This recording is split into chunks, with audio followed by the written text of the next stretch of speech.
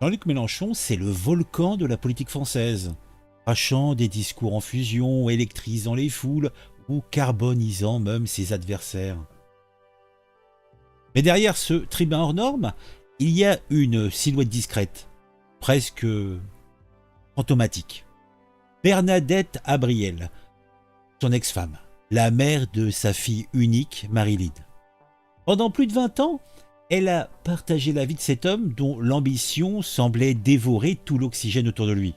Alors, qui est cette femme qui a tenu le rôle de l'épouse dans l'ombre, loin des estrades, loin des caméras? Je vous invite à vous accrocher fermement à votre siège. On va plonger dans une histoire où le privé se planque comme un clandestin dans le maquis. Et pour un révolutionnaire comme Jean-Luc Mélenchon, c'est de circonstance. Le club de l'actu, c'est sur Actu. Regarde les vidéos, tout devient fou. De ton avis et comment c'est cool. Chaque like, chaque abon, t'es pas seul dans la foule.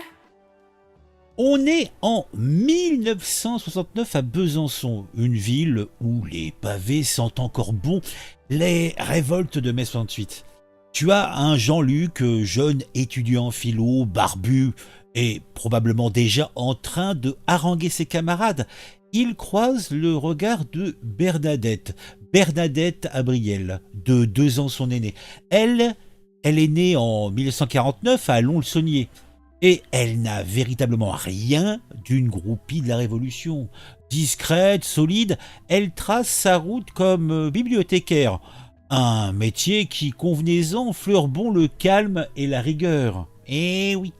3 ans plus tard, en 1972, il se passe la bague au doigt.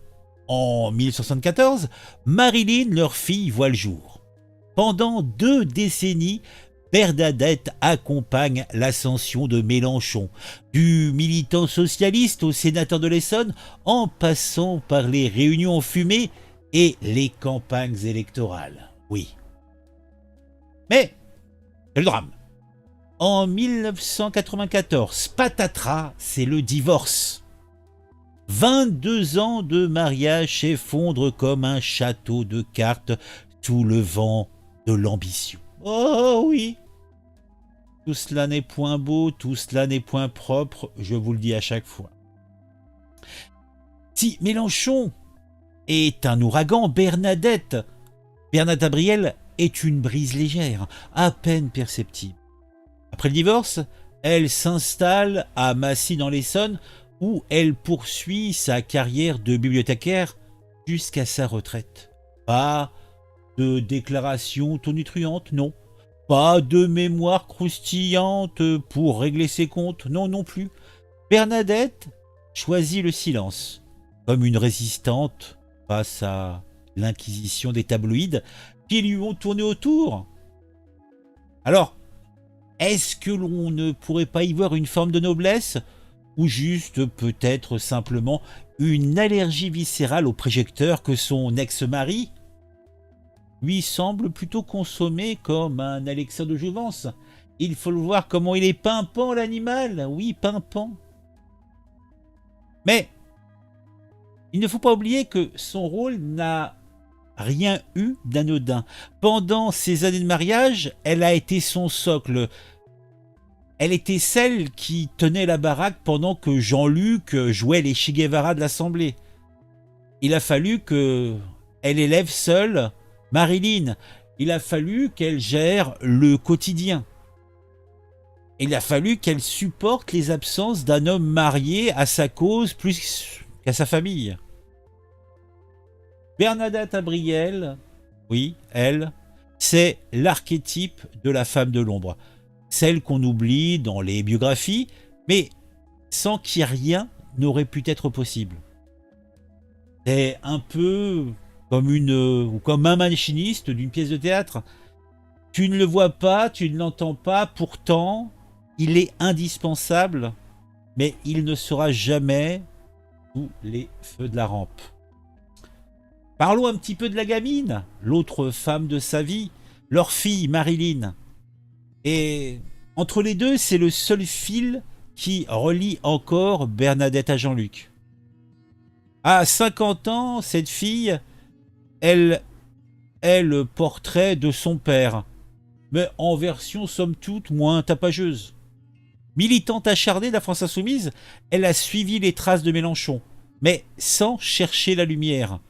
Conseillère municipale à Lyon, employée au conseil départemental de l'Essonne, rédactrice au Jura. Marilyn a hérité du virus de son père pour la politique. Mais elle a aussi gardé et conservé la discrétion de sa mère. Certains diront, et Mélenchon le claironne, les chats ne font pas des chiens. Il est fier comme un coq de sa fille. Mais si Marilyn est une insoumise, elle doit aussi à Bernadette cette retenue, cette capacité à agir sans se pavaner. C'est important. Imaginons peut-être un instant un monde, un univers où Bernadette Abriel eût été la star du couple. Oui, pourquoi pas.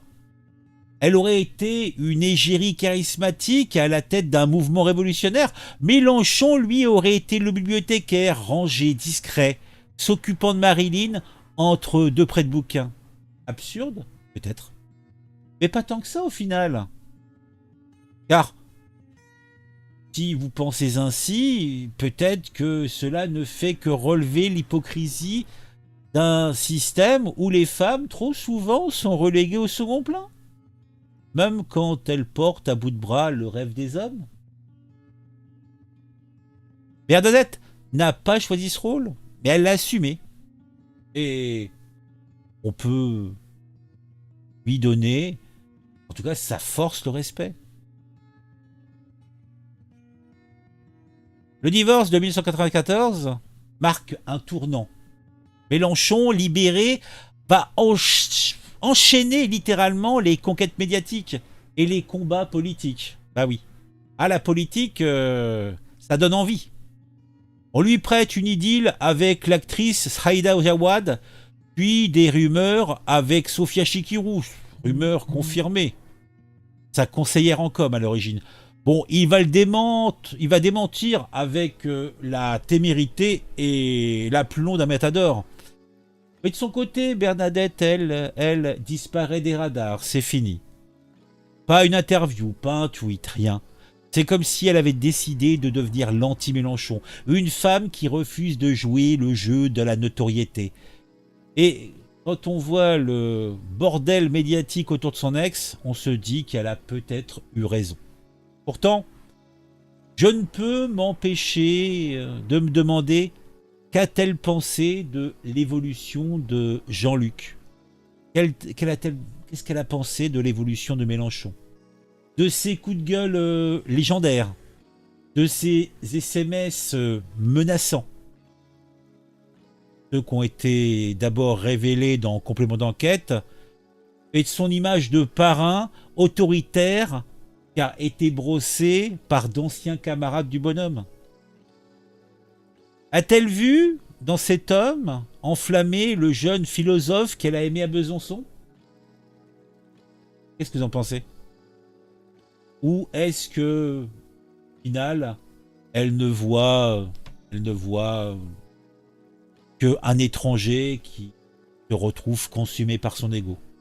Bon, on le saura jamais, puisque Bernadette Abriel a verrouillé son jardin secret avec plus de soin qu'un coffre-fort suisse. Ah, peut-être qu'elle était suisse au final. Bon, Bernadette Abriel, c'est la preuve que derrière chaque grand homme, il y a une femme qui a souvent mieux à faire que de courir après la gloire. Pendant que Mélenchon a joué les Don Quichotte de la Révolution, elle a choisi la paix, le silence et une vie loin des moulinets médiatiques. Chapeau bas, Bernadette. T'as tenu le rôle, oui. Le rôle le plus ingrat. Et t'en es sorti avec classe. Un j'aime, un commentaire. Alors, le mot secret du commentaire aujourd'hui, vous savez, c'est la règle. On a un petit mot secret entre nous, comme ça me permet de voir ceux qui ont regardé la vidéo jusqu'au bout. Donc, le mot secret à mettre en commentaire aujourd'hui, c'est patatras. Patatras, vous avez noté. Je suis impatient de voir ceux qui ont fait leur classe jusqu'au bout. À très vite.